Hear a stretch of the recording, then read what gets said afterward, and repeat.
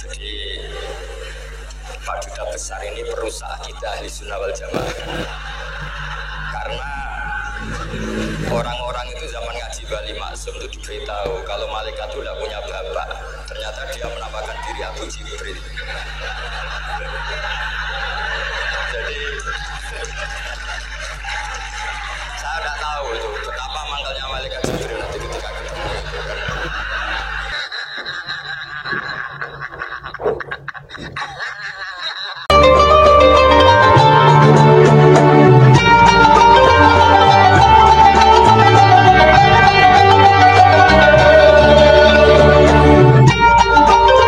Assalamualaikum warahmatullahi wabarakatuh.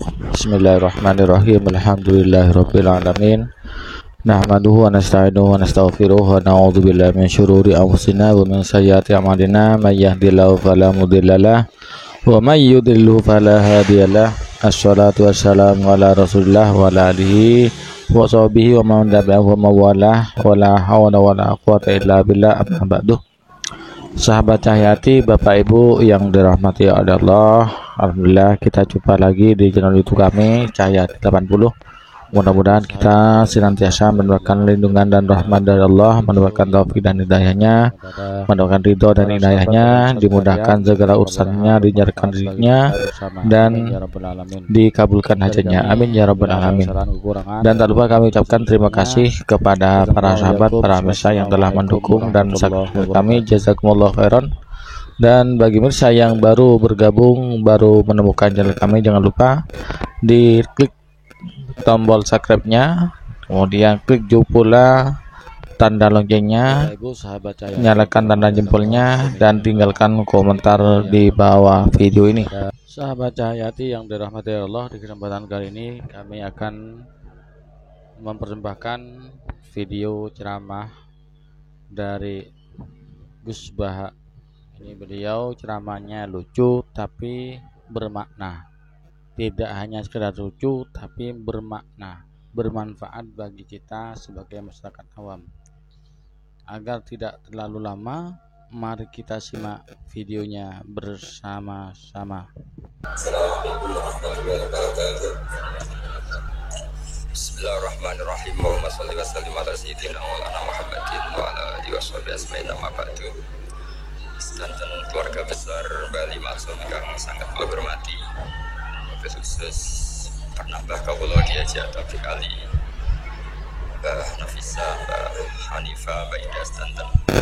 Karena saya ini min dzurriyyati Mbah Umar bin Arabi. Saya cucu dari Mbah Umar lewat Fatimah binti Abdul Khalid bin Umar. Jadi mbah saya kandung itu sepupu dengan Ki Hamid Pasuruan. Jadi saya ini saudara dengan keluarga besar Lasem. Yang saya hormati Ki Haji Najib Abdul Qadir dan aparat negara yang sangat saya hormati. Ini yang pertama saya sampaikan sedekah Gus Zofur karena benar-benar dobos betul memang ini. Jadi Pak Duta besar ini perusahaan kita ahli sunnah wal jamaah. Karena orang-orang itu zaman ngaji Bali Maksum itu diberitahu kalau malaikat itu tidak punya bapak. Ternyata dia menamakan diri Abu Jibril. Jadi saya tidak tahu itu betapa mangkalnya malaikat Jibril nanti ketika ketemu. Itu ngawur sekali itu cara kita, karena Jibril tidak pernah punya bapak. Kemungkinan kedua, beliau itu sangat alim. Kalau itu iya ya barokahnya bapaknya, bukan barokahnya dia.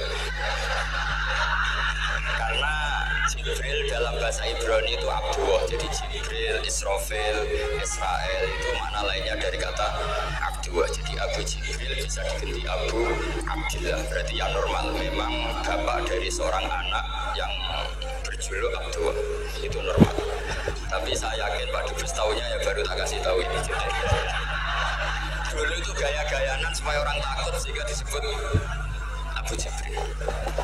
Tapi itu barokah sekali dalam konteks Indonesia, karena biasanya yang pakai alias-alias itu teroris. Ini duta besar tapi pakai alias-alias itu. Jadi ini barokah sekali ya. Saya tidak akan panjang lebar karena ini tidak spesialisasi saya ngaji umum. Saya biasa ngaji turut.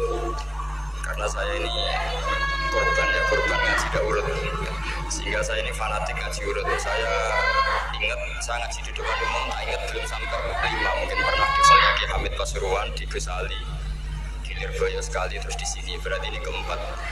Dan itu enggak keahlian saya. Jadi kalau tadi ada orang yang ahli mic kayak kita besar tadi itu luar biasa, itu orang kok sampai ngawur seperti itu di depan para kiai. Saya tuh nggak kebayang itu di depan Gus Najib, di depan gurunya Pak Atabik, muji Pak Atabik dari segi karena menguasai ilmu keindahan wanita, itu kan tidak sopan sekali. Ini sangat tidak sopan ya, tapi nggak apa, itu bagus lah. Artinya bagus itu jujur, memang dari asli nggak sopan itu. Jadi kalau pura-pura sopan malah nggak bagus itu. Jadi ambil positifnya itu. Jadi kalau beliau tidak sopan itu orang yang jujur itu. Tapi kalau beliau sopan malah aneh. Biasanya ada sopan kok.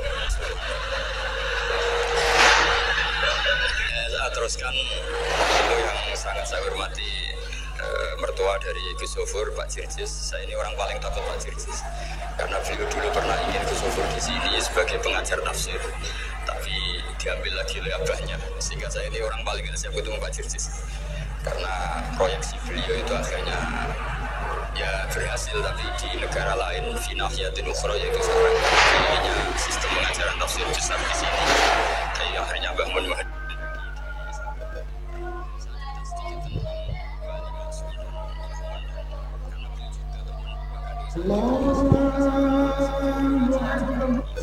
Ki Hamid sepupu mbah saya putri juga diterus. Wong nanti anak jago nih kok tiba wong repot.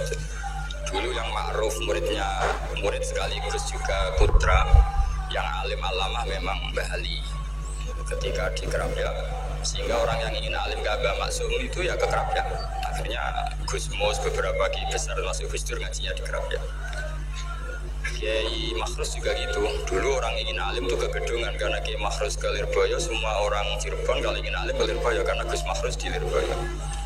Saya menangi Kiai Alim Sedan itu dulu ngajinya di Jampes, di Kiai Marzuki. Ketika Kiai Marzuki jadi di Lirboyo, akhirnya ke Lirboyo.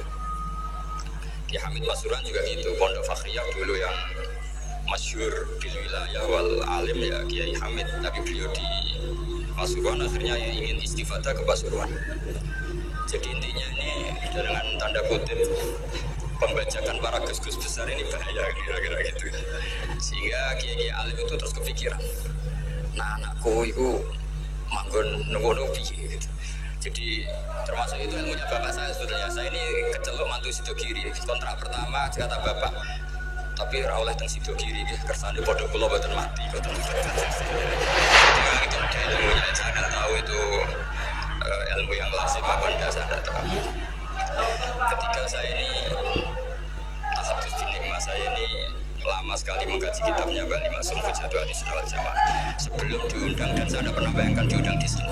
Dan kalaupun pernah, semoga benar-benar pernah tidak diulang lagi, jadi hanya kenangan itu. Karena saya memang spesialisasinya di ngajar, saya diminta Gus Hafif ngajar di Mahdali, saya senang sekali. Tapi kalau pidato depan umum gini pasti kalah-kalah, sudah punya gelar adobesi tadi itu, itu pasti kalah. Saya bukan mungkin kalah, tapi pasti kalah. Karena saya nggak bisa bayangkan jadi duta besar Arab Saudi ketemu Raja Salman apa, beliau bisa cerita yang syair yang nggak jelas-jelas itu. Artinya kita bangsa Indonesia itu malu punya duta besar yang keahliannya syair yang nggak jelas. Nah itu kemungkinannya duta Arab ini nuruti kerajaan Arab, nuruti musuh nggak jelas, turuti mari repot gitu. Itu ada beberapa kemungkinan. Terus pembelaan saya terhadap yang enggak, makanya ini ngajinya harus khatam. Sebetulnya hadis itu ada terusannya, itu di kitab Firiha Billahil Haram. Itu Sayyid Muhammad ngendikan babu istihbabi dukhulil bait, kemudian diteruskan babu karohati dukhulil bait. Itu dalam satu bab. Jadi ketika Rasulullah Fathu Makkah itu senang sekali, sampai saking senangnya minta kunci sama Utsman bin Talha Al-Hajabi itu. Akhirnya Nabi saking cerianya masuk Ka'bah. Tapi setelah keluar dari Ka'bah, Nabi itu kelihatan tersiksa, hasinan, kelihatan tersiksa. Aisyah akhirnya tanya, kenapa engkau ketika masuk senang sekali, ketika keluar susah sekali? Kata kata Rasulullah Shallallahu Alaihi Wasallam. Dan ini partai kita, partai yang insya Allah nggak akan masuk Ka'bah sampai mati. Kata Rasulullah, saya takut kalau itu dipandang umatku sebagai keharusan, terus mereka tersiksa kalau tidak bisa masuk Ka'bah. Sehingga Pak Dubes harus diketahui, banyak juga ulama yang mengatakan masuk Ka'bah itu makruh. Karena takut dianggap sunnah yang memberatkan. Itu ada kitabnya. Tidak ada kitabnya. Jadi kalau yang mengatakan sunat, dia monggo mawon yang berkesempatan lewat tadi sihir bohong tadi. Dia monggo. Tapi yang meyakini atau yang ditakdir tidak bisa masuk, pakai kaul yang mengatakan bahwa Rasulullah akhirnya hazinan, akhirnya susah karena takut kalau umatnya menjadi tersiksa karena tidak bisa masuk Nah, beliau itu kelas 4 SD ketika beliau isi di Mbah Hamid Kedowi. Mbah Hamid adalah satu-satunya santri yang sama Mbah Ali Masum itu udah bosan. Kenangan saya sama Mbah Ali Masum ketika beliau di Lasem itu sampai Gus Mus pernah ngetikan, Kang Hamid, aku paling rata teguh sampai ambil guru orang bosan karena sama Mbah Ali Masum itu udah bosan. Terus kata Mbah Hamid Kedowi, lawang iku ponakanku katanya. Jadi memang Kiai Hamid Kedowi itu di silsilah nasab Lasem itu paling sepuh. Hamid itu langsung ke Kedowi. Nah, Kedowi itu punya bayi kandung namanya Maimunah. Itu yang dapat Mbak Umar melahirkan Abdullah, melahirkan Pak Hamid Pasuruan. Di antara adik-adiknya Pak Abdullah ada yang namanya Kiai Haji Abdul Soleh, itu buyut saya. Ibu paling gurih saya. Yang saya kenal dari Bali Masum itu dari murid-muridnya, dan saya menyaksikan sendiri itu senang guyon. Karena itu menurut saya filosofi yang luar biasa. Orang sampai ingin maksiat itu saya pakai sampai ketemu Allah Subhanahu Wa Taala. Orang itu nanti cari kesenangan dengan maksiat karena tidak nyaman dengan Tuhan. Sehingga Kiai Alim termasuk Bali Maksum, Mbah Mun, bapak saya semuanya itu senang guyon. Supaya orang itu nyaman dengan Kiai, nyaman dengan Tuhan. Sehingga nggak perlu senang dengan yang maksiat. Tapi sekarang banyak orang membawa Islam itu dengan keras. Saya masih ingat wasiatnya bapak, kena ngaji guyon, ngomong bingung mikir utang katanya gitu. Dan Wali Maksum itu masyhur seneng guyon. Bapak saya itu pernah ngajak saya mau ke pondok, santri-santri pas guyon itu kembali, enggak sih bojong santri lagi guyon. Kenapa Pak? Guyon itu barang mewah. Santri itu kadang telat wesel rati duwe iso guyon itu luar biasa. Makanya jangan diganggu. Meskipun resikonya keterusan guyon gak boleh.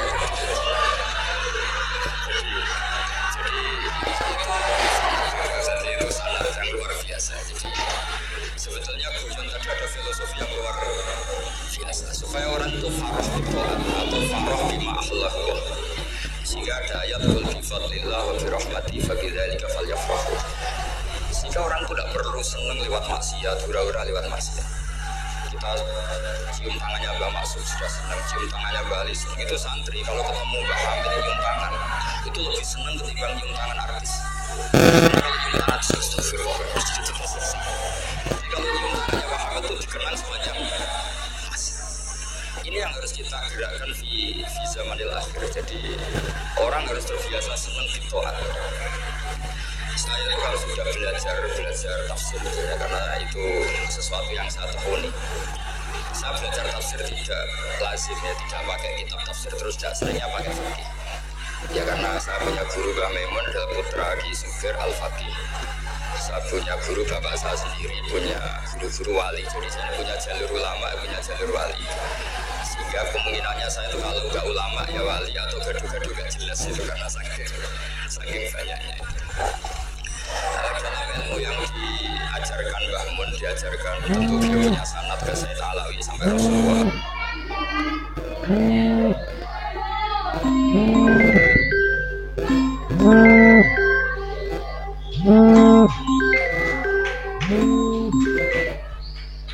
Mbah Karim, Mbah Isi juga sampai Rasulullah.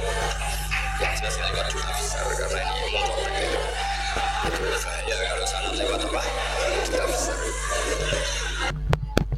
Bapak Ibu sahabat Cahayati yang dirahmati Allah, demikianlah video yang kami persembahkan kepada para sahabat pemirsa sekalian. Mudah-mudahan bermanfaat bagi kita bersama, amin ya rabbal alamin.